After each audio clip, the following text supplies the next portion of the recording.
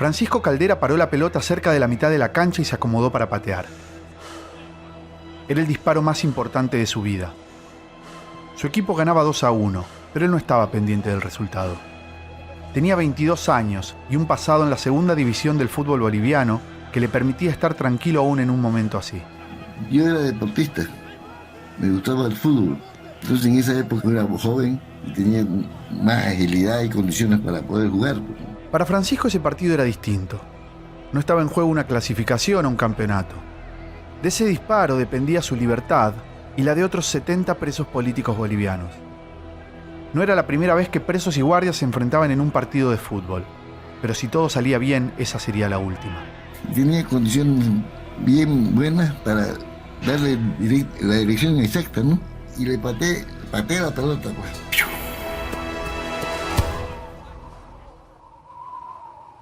Ahora, compañero,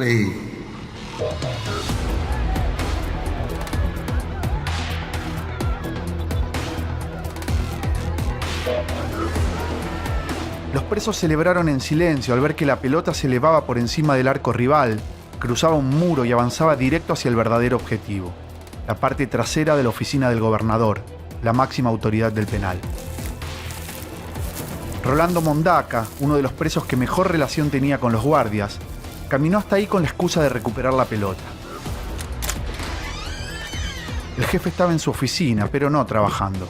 Lo encontraron durmiendo en su catrera, con su poncho encima y su gorra sobre la cara. El gobernador se despertó de golpe y sintió el frío de la daga en su garganta.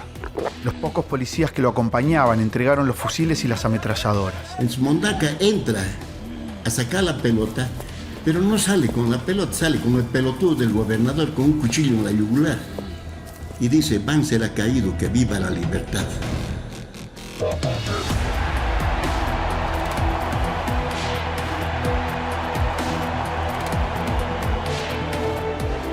Los demás guardias, los que debían estar a cargo de la seguridad del penal, no tuvieron tiempo de reaccionar.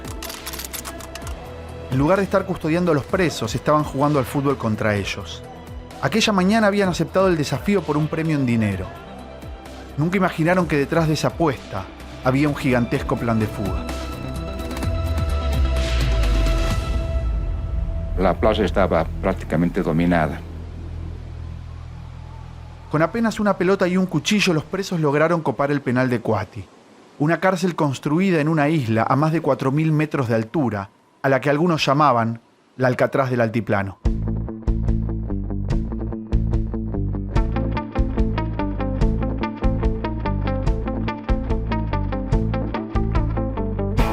Desde el momento en que una persona cae presa, tiene un solo objetivo: escapar. Pero solo algunas lo logran.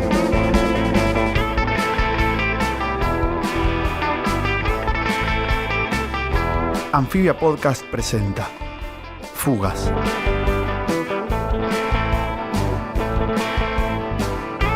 En este episodio, la Alcatraz del Altiplano.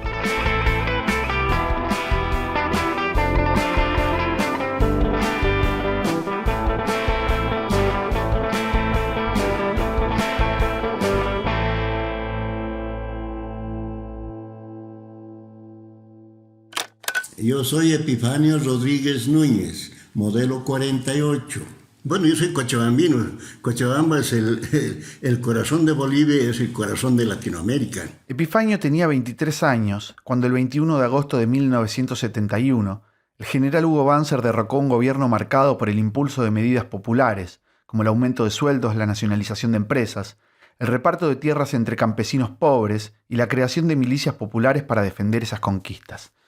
Para los militares conservadores era inaceptable. Este proceso surgió simple y llanamente porque veíamos a nuestra patria hundirse en el comunismo. El golpe de Banzer fue la primera de una serie de sangrientas dictaduras que los Estados Unidos promovieron en la región durante la década del 70.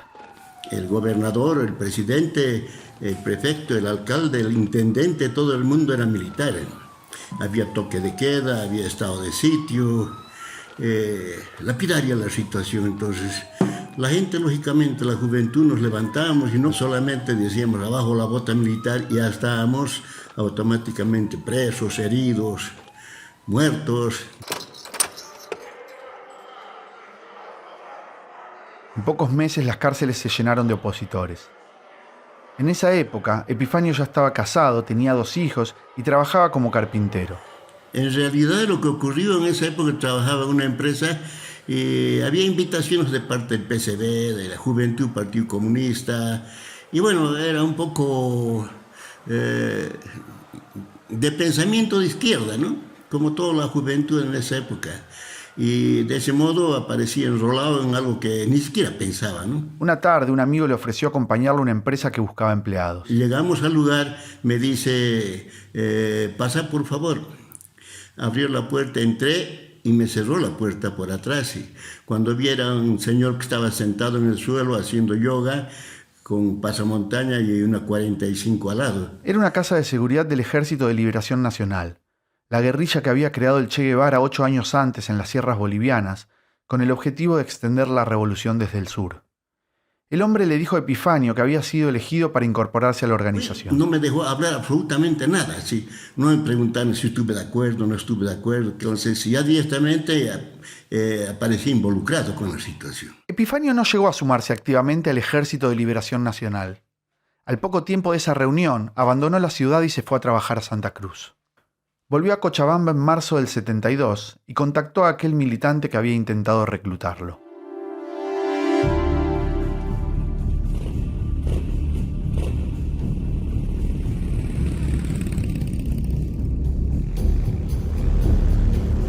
Cuando íbamos en el trayecto, la moto no daba para subir un cerrito y empujamos la moto.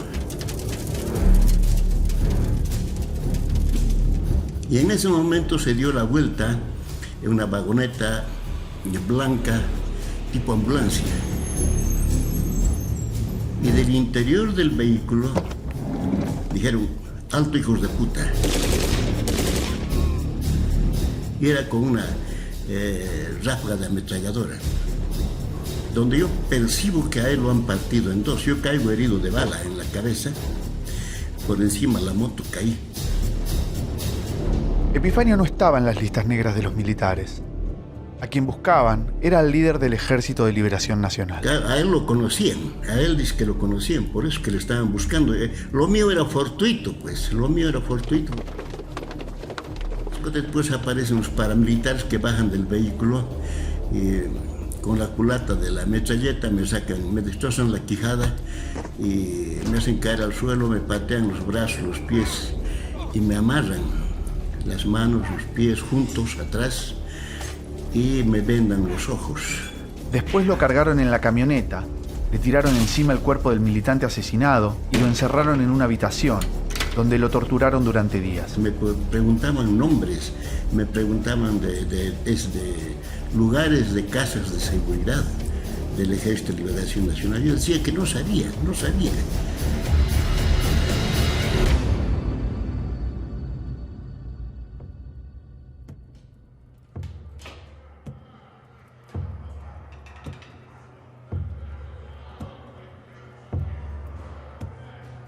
Epifanio pasó por diferentes centros de detención antes de ser enviado, junto a decenas de detenidos, a la isla de Coati.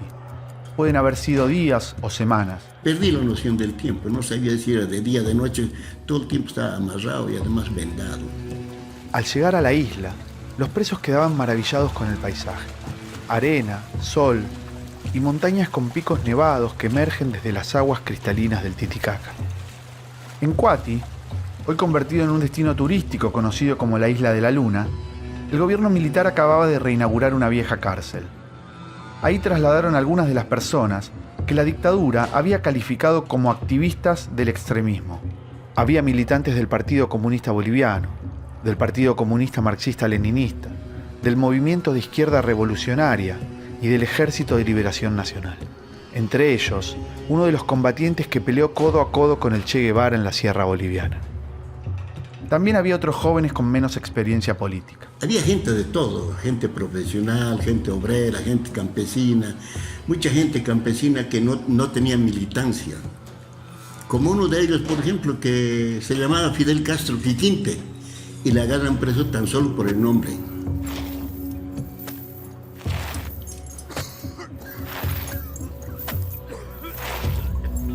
Al llegar a la isla, Epifanio no podía caminar.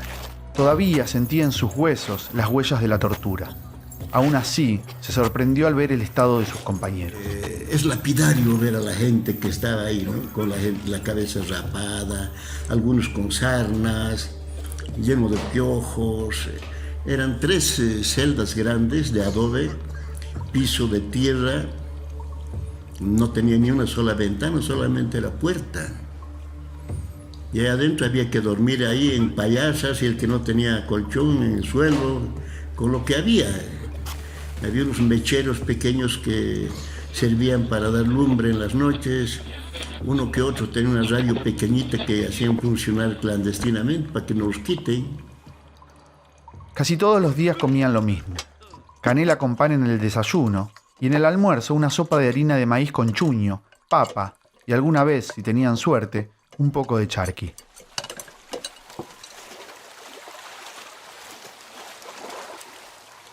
Kuati era el lugar perfecto para alojar presos políticos, completamente aislados, sin posibilidad de contacto con sus organizaciones o sus familias. Ahí ya en el acuario no teníamos visitas, solamente eran los militares que nos controlaban y agentes políticos. El que habla es Francisco Caldera González, militante de la Juventud del Partido Comunista Boliviano y dirigente estudiantil de la Escuela Normal de Riberalta, en el departamento del Beni, donde estudiaba para ser profesor. Tras el golpe de Banzer, una docente con la que un tiempo antes había tenido una discusión lo denunció ante los militares. Pero yo tenía una comadre y trabajaba con el comandante de la Fuerza Aérea en Riberalta. Ese contacto no le evitó caer preso, pero le permitió evitar la tortura, algo que en ese contexto de represión y violencia podía llegar a considerarse como un pequeño privilegio. En Kuati, Francisco se encontró con pésimas condiciones de vida, pero con algunas pequeñas libertades que no había tenido en los otros centros de detención por los que había pasado. Nos secaban a tomar el sol a las 9 de la mañana hasta las 5 de la tarde. Era para jugar fulito, hacer deporte, hacer ejercicio. Todas esas actividades hacíamos para hacer la vida más llevadera.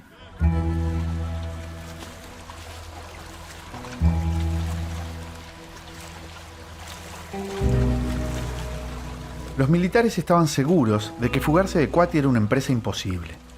Un operativo externo estaba descartado. Los detenidos estaban completamente aislados, lejos de grandes ciudades, sin contactos con sus organizaciones y cerca de 2 bases militares, una en Copacabana y otra en Tiquina, a 14 y 31 kilómetros de distancia. Pero tampoco parecía viable un plan interno. Los detenidos estaban custodiados por más de 25 policías y otros agentes ubicados en 3 puestos de observación. Además, las frías aguas del Titicaca funcionaban como una barrera mucho más poderosa e infranqueable que cualquier muro de piedra.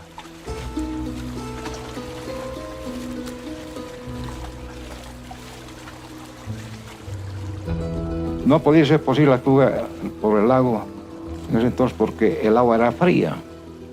No podíamos aguantar nadando ni 20 metros. Entonces ellos estaban confiados en eso, de que era imposible la fuga. Pasábamos a orillas del lago. Este es Alejandro Torrejón Martínez, alias Alejo, militante del Partido Comunista Marxista-Leninista. Cuando lo detuvieron, Alejo tenía 44 años. Vivía con su esposa y sus 2 hijos. La más chiquita apenas tenía 1 mes. Entonces el chiquito ya caminaba ya y tocan la puerta el día de mi detención, era la noche. Sale y le abre la puerta el chiquito. Y eran los agentes, y yo sabe qué pasó. En Kuati, a los militares no les preocupaba que durante las tardes los presos se movieran con cierta libertad por la isla. La mayor parte del tiempo la pasaban trabajando, cargando ladrillos de adobe para construir nuevas celdas o preparando la comida para los compañeros. A veces aprovechaban para visitar las ruinas incas del Templo de la Luna o esperaban que llegaran los contrabandistas de las islas cercanas que traían pan, coca, jabón o cigarrillos. Cada tanto, se acercaban y conversaban con los pocos pobladores que había en la otra punta de la isla. Además, el jefe del penal, el teniente coronel de la policía Guillermo Burguá Oblita, había logrado infiltrar una decena de militares entre los detenidos. Le llamaban buzos. Agentes encubiertos de presos políticos que dormían junto con nosotros en las diferentes celdas. eran los soplones. Eran los que le pasaban información a los jefes sobre las organizaciones armadas o posibles planes de escape.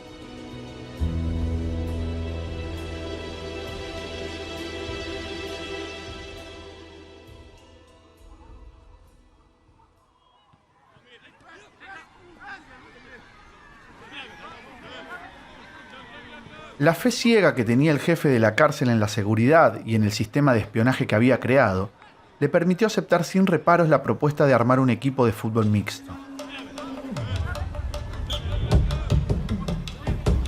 Guardias y presos competían contra otros equipos de la región en torneos en los que el premio era dinero en efectivo. Era el campeonato, jugábamos por plata. Hacíamos una polla, decían polla. Y eso jugábamos, el que ganaba el partido se llevaba la polla. Así era. Y a nosotros nos convenía ganar la polla porque con eso teníamos recursitos para ayudarnos en algo. Los policías eligieron a los detenidos con mejores condiciones. Éramos 4 o 5 siempre presos políticos que los respaldábamos a ellos, ¿no? Y hacíamos un buen equipo, como una selección interna así, de cuate. A Francisco lo eligieron como centrodelantero. Era alto, buen cabeceador, de buen estado físico y habilidad para el gol. Era el único de ese equipo con pasado de futbolista. Había llegado a jugar en el Barcelona de Riberalta, un equipo de la B del fútbol boliviano. Su sueño era hacer carrera y llegar a la primera división del club de sus amores, el Bolívar, el equipo más importante del país. Sí, era una de mis grandes aspiraciones, ¿no? Y no pude seguir como deportista por situaciones de la vida que se presentaron. Algunos sábados, domingos o feriados, el equipo de policías y presos viajaba en lancha hasta Zampaya, Santa Anita, Copacabana, Tiquina y otros pueblos cercanos. A los presos les gustaba salir de la isla. Les permitía visitar otros lugares y tener un rato de dispersión. También podían ganar un dinero extra para comprar pan, algo de carne o cigarros. Las salidas también alimentaban el sueño de una posible fuga. Solamente ya iban tomando confianza, me decían, Cambito, no te vas a escapar porque no vas a hacer daño a nosotros. Y yo le decía, no tengan pena. No, con que me hagan jugar, yo me siento complacido.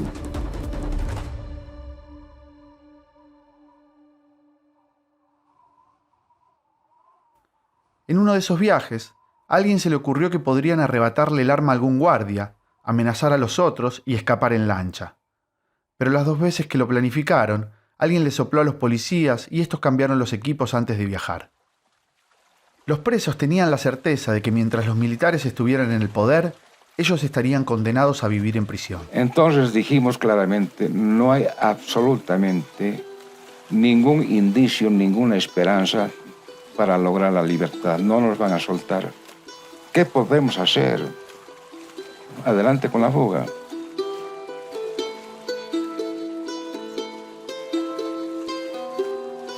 Si querían ser libres, debían conseguirlo por sus propios medios. Los militantes políticos, que afuera estaban enfrentados por los diferentes enfoques de la realidad nacional, se unieron en la cárcel y formaron el Frente Revolucionario Antiimperialista. El Estado Mayor, integrado por los máximos referentes de cada organización, tenía la misión de recibir y analizar ideas y sugerencias para un posible plan de fuga. El objetivo central estaba claro. El plan debía ser masivo para darle un golpe a la dictadura. Sí o sí tenían que salir navegando, no había otra alternativa. En la isla había algunas embarcaciones, la lancha motor del gobernador y otros botes a velas de los campesinos que vivían en la isla. Si querían escapar, debían encontrar la manera de robarlas. El último empujón para la fuga llegó de la mano de la propia policía. Había un teniente de apellido Trujillo que tenía afinidad ideológica con las organizaciones de izquierda. Él les entregó la lista completa de los agentes infiltrados entre los presos y les dio detalles de cómo estaba organizada la guardia del penal. El teniente Trujillo ha sido la persona clave, diremos, porque él sabía cuántos buzos había, en qué celdas dormía, cómo se llamaban, cuántas armas había, cuántas balas había, cuántas armas no servían, eran inutilizadas o servían. Es decir, Todo el detalle logístico lo dio el teniente Trujillo. Con esa información le pusieron fecha a la fuga. El 1 de noviembre del año 1972, un compañero de otra celda, amigo mío, me dice: Francisco, alistate, prepárate, no comentes más a nadie.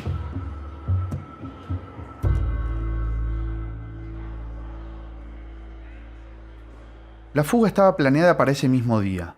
Fidel Castro, aquel campesino que había sido detenido por tener el mismo nombre que el líder de la Revolución Cubana, debía llevar a cabo la acción que daba inicio al plan. A la hora del té, que era el momento de la tarde en que un grupo de guardias se concentraba en la cocina, debía echarle queroseno al turril en el que hervían el agua. Los presos esperaban que la explosión generase un pequeño revuelo en la cocina. Así, en medio de la confusión, le arrebatarían las escopetas y ametralladoras a los guardias, desarmarían a los policías que custodiaban la gobernación y a los de las torres de seguridad, y finalmente robarían las lanchas para escapar.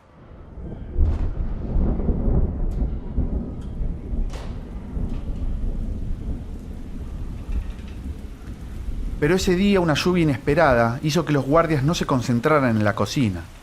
Además, los presos cometieron un grave error que los delató. Los que sabían de la fuga se vistieron con zapatos y ropas diferentes a las que usaban habitualmente. No está claro si el gobernador sospechó que había un plan en marcha o fue solo por la lluvia. Lo cierto es que esa noche los mandaron a las celdas mucho antes de lo normal. Se frustró la fuga el día 1. El día 2, Rolando Mondaca es el que se acerca a Alfonso Camacho Peña y dice: Doc, hoy o nunca, porque nos descubren y es al degüello, nos van a matar. Mondaca era estudiante de bioquímica y militante del Partido Comunista Marxista-Leninista. Como en la isla no tenían enfermería ni visitas médicas, se había convertido en una especie de médico y farmacéutico. Y agarrábamos todas las cenizas, los carboncitos, y de eso hacíamos pastillas redonditas, en piedra así, moldeándolo, y eso guardaba él en papelito. Y cuando decía: me duele mi muela o me duele mi estómago, todos acudían a Mondaca. Y él decía: esta pastilla no es tan fuerte, pero te va a calmar. Alfonso Camacho Peña era uno de los presos políticos de mayor valor para la dictadura bancerista.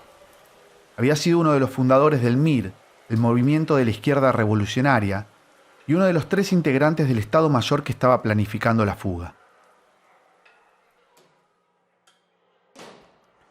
Era 2 de noviembre de 1972, Día de los Fieles Difuntos y Todos los Santos. Después de hablar con Mondaca, Camacho Peña reunió a los líderes de las otras organizaciones. Debían tomar una decisión urgente. Decidieron que el nuevo plan de fuga se ejecutaría esa misma tarde. En ese entonces la isla de Cuati era la única de la región que tenía un cementerio. Está la Isla del Sol, está Zampaya, otras comunidades que no tienen cementerio.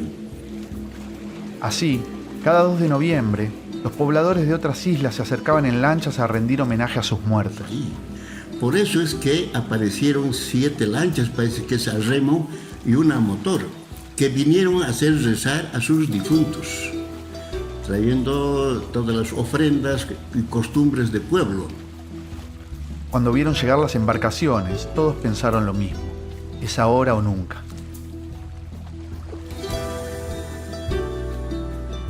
No tuvieron mucho tiempo para diseñar un nuevo plan.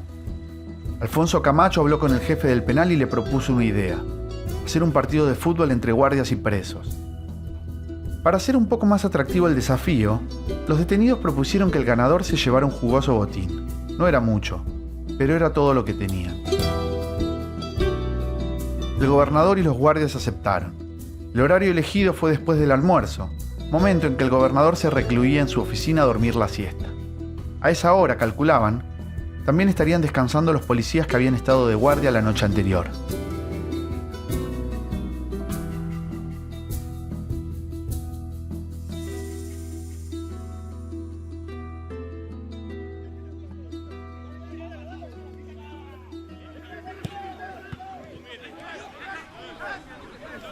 Se armaron los equipos. 11 presos de un lado y 11 guardias del otro. Francisco Caldera jugó en su posición habitual, bien cerca del área rival. Entonces mis compañeros me daban cobertura, los que conocían me daban cobertura para que yo me ubique en el lugar más adecuado. A casi 50 años de aquel partido, a muchos de los que estuvieron ahí les cuesta precisar el resultado del encuentro. Los pocos que lo recuerdan aseguran que los presos iban ganando 2-1 en el momento en que Francisco Caldera recibió la pelota y se acomodó para el disparo decisivo. Ese que daba inicio al plan y prometía poner fin a la estadía de los presos en la isla de Cuati. Francisco estaba confiado. Recibió, se acomodó, apuntó y disparó. Yo agarré el balón y lo pateé al portón de la gobernación, que tenía más o menos casi 2 metros de ancho. La pateé la pelota y ahí fue ya cuando comenzamos.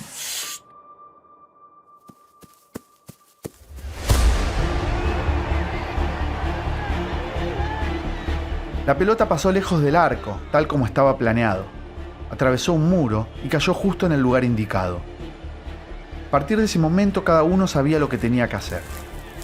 Rolando Mondaca y otros 3 presos avanzaron hacia la oficina del gobernador con la excusa de recuperar el balón.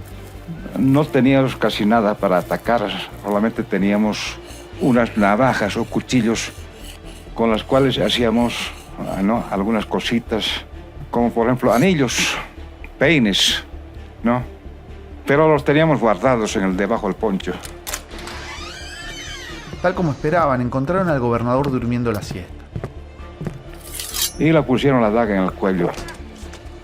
Y los otros agentes que estaban durmiendo en el suelo comenzaron a comenzaron a levantarse con el objeto de apoderarse de las armas que estaban apoyadas a la pared. Todos los otros inmovilizaron y se apoderaron de las armas. Esa tarde Epifanio estaba viendo el partido desde afuera de la cancha. Aún no había logrado recuperarse de las heridas de la balacera y la tortura. Mirando el partido, si apenas ya podía caminar, ya caminaba, pero doblado todavía, ¿no? Y recuerda con exactitud el momento en que vio salir a los presos de la gobernación.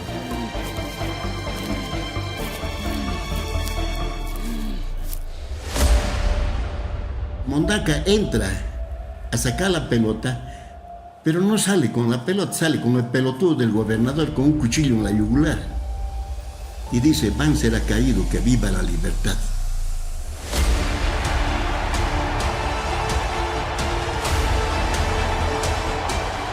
Entonces todos los que estaban jugando fútbol era agarrar a cada agente que estaba pues sin arma. Los 11 guardias que estaban en la cancha se quedaron paralizados al ver a los presos con las armas de sus compañeros.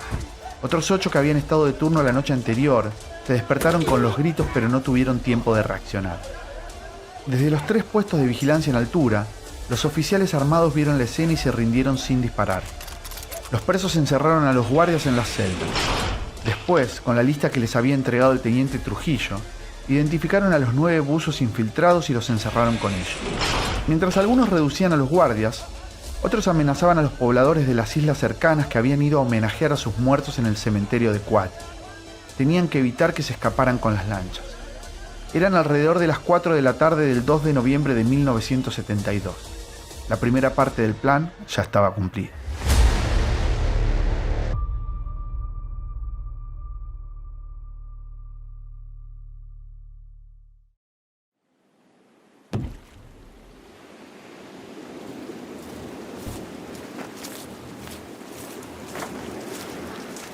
Los 72 presos se organizaron en 7 grupos, uno por cada lancha. En la lancha motor se acomodaron los integrantes del Comando Mayor y se llevaron al gobernador como rehén.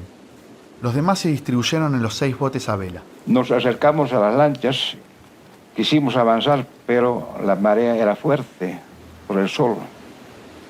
El oleaje no nos permitió avanzar. Los campesinos, que conocían a la perfección las mareas del lago, les explicaron. Pero no, tienen que esperar hasta el atardecer, cuando se ponga el sol. Entonces las aguas se ponen tranquilas. No tuvieron más opción que esperar, rogando que los militares que estaban en los regimientos de Tiquina y Copacabana no se enteraran de la fuga en marcha. La idea original era cruzar el lago Titicaca hasta Puno, del lado peruano. Eran más de 100 kilómetros a remo. Pero a Puno no íbamos a llegar nunca. Nada, Las lanchas no van a aguantar por nada, se van a hundir en medio del lago, nos dijeron los campesinos. ¿Qué hacer entonces? De aquí nos vamos en las lanchas al frente. Entonces los mismos campesinos dijeron que los guías de las lanchas tienen que ir a Zampaya. De Zampaya tienen que ir recto hasta Yunguyo, Perú. Tienen que caminar toda la noche y al día siguiente van a llegar.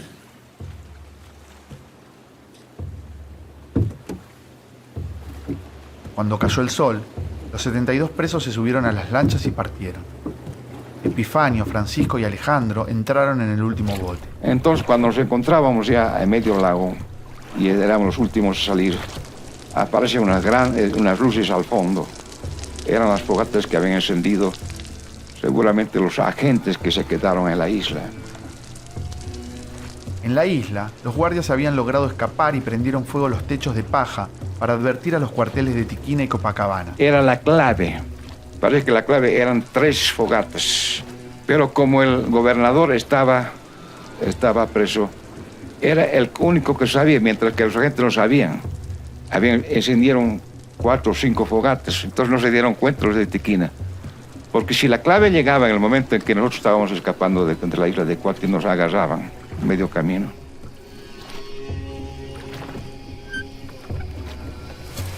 Los botes desembarcaron en Santa Anita, en la orilla oeste del lago, directamente enfrente de Cuati.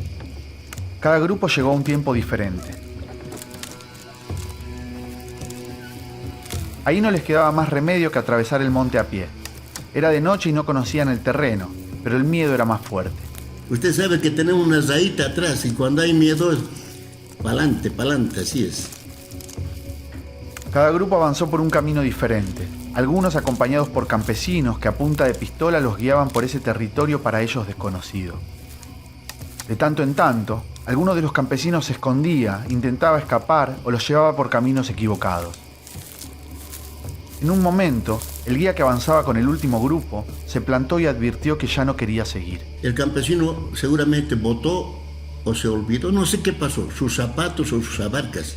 Apareció descalzo y dijo, a mí nadie me mueve de aquí, porque no tengo zapatos, no tengo abarcas. No puedo caminar por los cerros, está lleno de espinos y piedras filudas. Entonces lo que yo hice era que con el arma le apunté y le dije, vas a caminar. No puedo caminar. Me saqué las botas, que yo tengo zapato número 42, le di las botas y le dije que se pusiera. Se puso las botas y a caminar. Epifanio se quedó descalzo y le pidió a cada uno de los 12 compañeros de su grupo que se quitaran los calcetines y se los entregaran. Saqué los calcetines de 12 personas y me las puse una sobre otra. Y pude caminar con los pies acolchonados hasta cierto lugar que se gastaron y después aparecieron ya tobilleras. Para ese entonces, los militares ya estaban advertidos de la fuga. 2 aviones de la Fuerza Aérea recorrían la zona. Cuando escuchamos la aviación, por lo menos mi grupo era correr entre las piedras y quedarse quieto ahí. Entonces pasamos mimetizados como si fuéramos rocas, pues, ahí.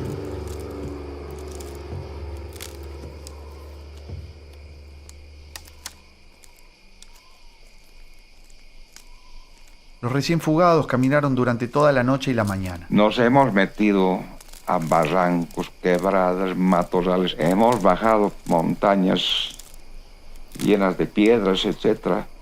Y al último no había camino. Hemos ido rodando la montaña. Y hemos llegado a una población, no me acuerdo, pero ya habíamos llegado ya a la frontera con el Perú. En Yunguyo, la primera ciudad del lado peruano, los recién fugados se sentaron a esperar. De a poco iban llegando los demás grupos. Por eso que algunos aparecen en Copacabana y les agarran presos ahí. Otros aparecen en taxi llegando a Yunguyo. Es decir, ha sido una cosa, una desesperación, suerte. Demoraron 3 días en reunir al grupo completo. De los 72 que salieron de la isla de Cuati, 4 fueron recapturados y 1 se entregó en Copacabana. En realidad no era un preso, sino un guardia infiltrado. Los 67 restantes lograron cruzar la frontera. Estaban sucios y harapientos, cansados, doloridos, muertos de hambre y de sed, pero eran libres. En territorio peruano, tenían la certeza de que no volverían a prisión. Una vez que estuvo reunido el grupo completo, los cargaron en buses y camiones y los trasladaron a Lima. En el aeropuerto, los esperó un vuelo de Cubana de Aviación que los llevó directo hasta La Habana.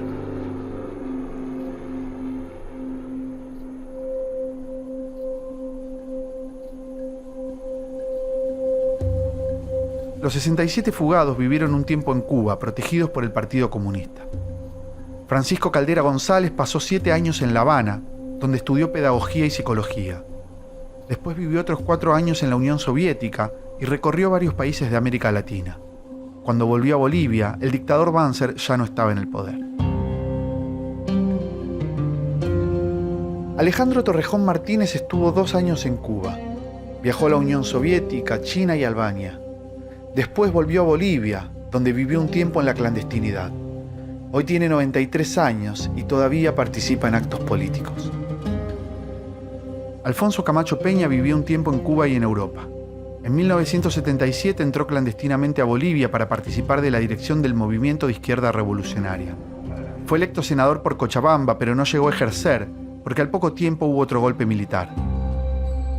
Con el regreso de la democracia, fue 2 veces ministro de Educación y Cultura. Epifanio Rodríguez Núñez vivió alrededor de 5 años en Cuba. Después pasó por la Unión Soviética, Alemania, Bélgica y Perú. Cuando volvió a Bolivia vivió un tiempo clandestino hasta la caída de la dictadura de Banzer.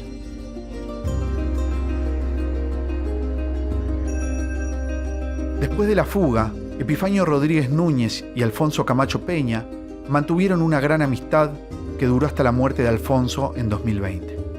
Si esto se hace público o se sabe, que sea un homenaje a mis compañeros, que sea un homenaje a Alfonso Camacho, que ha fallecido recientemente, me llena de dolor, si quieres, ¿no?